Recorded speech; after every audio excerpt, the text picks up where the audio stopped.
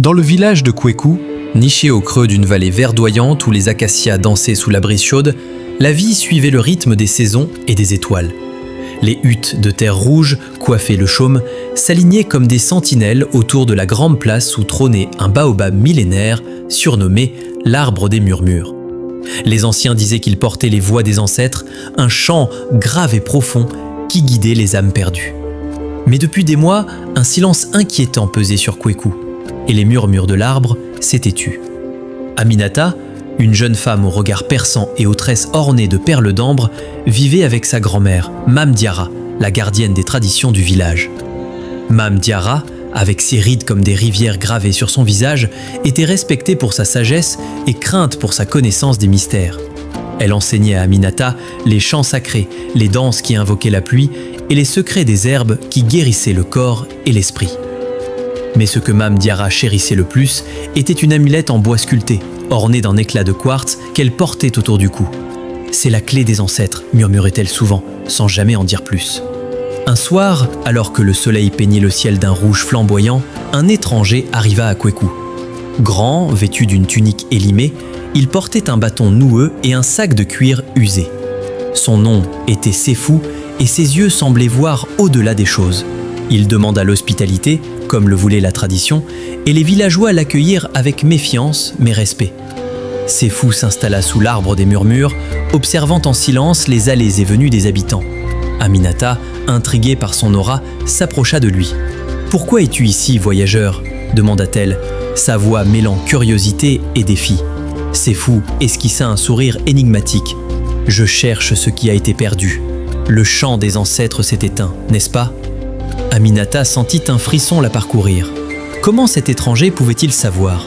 Le village souffrait depuis que les murmures avaient cessé. Les récoltes flétrissaient, les enfants tombaient malades, et une discorde sourde divisait les familles.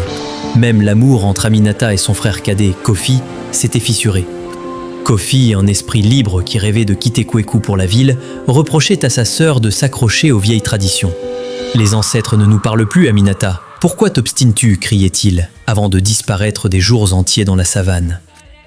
Cette nuit-là, un événement bouleversa le village. Mame Diarra, affaiblie par l'âge, s'effondra près de l'arbre des murmures, l'amulette arrachée de son cou. Quand Aminata la trouva, sa grand-mère était à peine consciente, murmurant des mots incohérents. La clé, le chant, il faut la retrouver. Aminata, le cœur serré, de ce vol sacrilège. Mais Aminata, guidée par un instinct qu'elle ne comprenait pas, refusa de croire à sa culpabilité. Elle partit à la recherche de l'amulette, fouillant les sentiers poussiéreux, les clairières où les esprits dansaient sous la lune, et les grottes où les anciens disaient que les ancêtres reposaient. Dans une grotte cachée, elle découvrit des peintures anciennes, des spirales et des silhouettes d'hommes et de femmes tenant des amulettes semblables à celles de Mame Diarra. Une inscription, à peine lisible, parlait d'un rituel oublié. Pour raviver le chant des ancêtres, il fallait réunir 3 offrandes, une larme d'amour, une goutte de sang et une vérité cachée. Aminata retourna au village, déterminée à accomplir ce rituel. Elle retrouva Kofi, qui errait près de la rivière, le visage marqué par la honte. Il avoua avoir volé l'amulette, espérant la vendre pour financer son départ vers la ville. Mais, pris de remords, il l'avait perdue dans la savane. Les larmes d'Aminata coulaient, une larme d'amour pour son frère, malgré sa trahison. Elle lui tendit la main et ensemble, ils cherchèrent l'amulette. Après des heures, ils la trouvèrent, coincée entre les racines d'un arbre. Kofi, dans un élan de regret, s'entailla la paume pour offrir une goutte de sang, scellant leur réconciliation. Mais la 3e offrande, une vérité cachée, restait un mystère. Aminata retourna voir Sefou, qui n'avait pas quitté l'arbre des murmures. Il révéla alors son secret. Il était le fils perdu de Mame Diarra, parti des années auparavant après une dispute et revenu pour réparer ses erreurs. La vérité de Sefou, douloureuse mais libératrice, compléta le rituel. Ensemble, Aminata, Kofi et Sefou placèrent l'amulette au pied du baobab et chantèrent les vieux chants que Mame Diarra leur avait appris. Sous la lumière argentée de la lune, un vent chaud balaya Kweku, et l'arbre des murmures vibra d'un chant profond, comme si les ancêtres eux-mêmes reprenaient vie.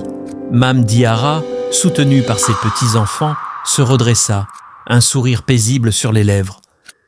Le village retrouva son harmonie, les récoltes reverdirent et les familles se réunirent. Aminata comprit alors la leçon des ancêtres. Les traditions ne sont pas des chaînes, mais des racines qui nous lient à ceux que nous aimons, même dans l'erreur et le pardon. Et parfois, c'est en affrontant nos propres ombres que nous ravivons la lumière du passé.